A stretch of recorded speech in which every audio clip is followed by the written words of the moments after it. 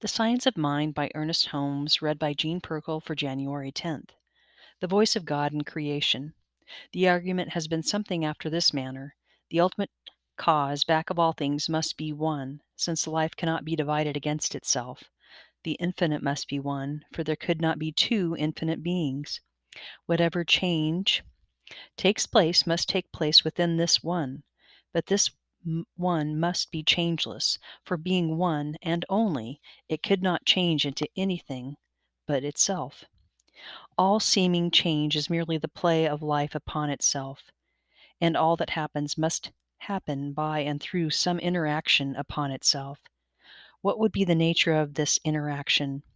It could not be physical, as we understand physics, but would have to be by the power of some inner movement of life, i.e., the voice of God, God standing for the first great and only cause of all that is.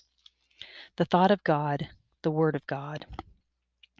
The Word of God means the power of Spirit to declare itself into manifestation, into form.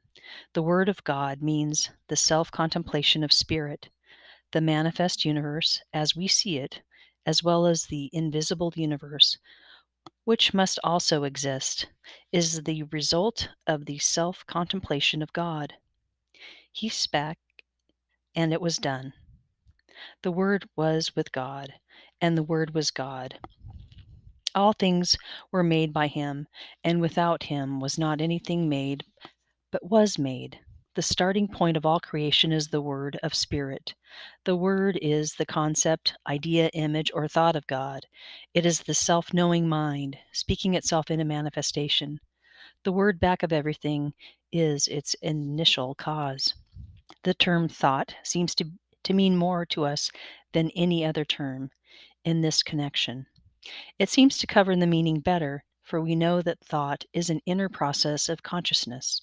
The thought of God must be the cause of all that really exists, and as there are many existing things, there must be many thoughts in the mind of the infinite. This is logical to suppose, for an infinite mind would necessarily conceive an infinite variety of ideas, hence the word of multiplicity or many things. But the word of multiplicity does not contradict the world of unity, for the many live in the one. This concept of unity is the mystical secret of the ages, the key to spiritual wisdom and to the teaching of Jesus. Spirit knows itself. It is impossible to conceive of anything other than the Word of God being that which sets power in motion. God speaks, and it is done. It is evident that first cause must be self existence, i.e., it must be causeless. Nothing could come before that which was first. Hence, the being whom we call God must be self existent. God speaks, and it is done. If God speaks, his word must be law. The word of God is also the law of God. God is word, God is law, God is spirit. This is self evident. We arrive at the conclusion that God as spirit is conscious life. This is the inner meaning of the teaching of the I am. Volition. There is but one there is one volitional factor in the universe, and this is spirit, or the self-knowing mind. God did not make God. This is self-evident. God did not make law. Law is co-eternal with God. God did not make substance. This is also coexistence and co-eternal with God. But God did make, and God does make, and is making and will continue to make, from eternity to eternity, forms. We live in a universe of infinite substance and numberless forms, wherein nothing is moved unless intelligence moves in and in accord with law. It follows that everything that spirit thinks must take form. The spirit, being self-conscious life, knows and cannot stop knowing. To suppose that it could stop knowing would be to suppose that it could stop being. Since it cannot stop knowing, it must forever be setting in motion the law of its being, which law must forever be projecting the form of its thoughts, thereby producing things.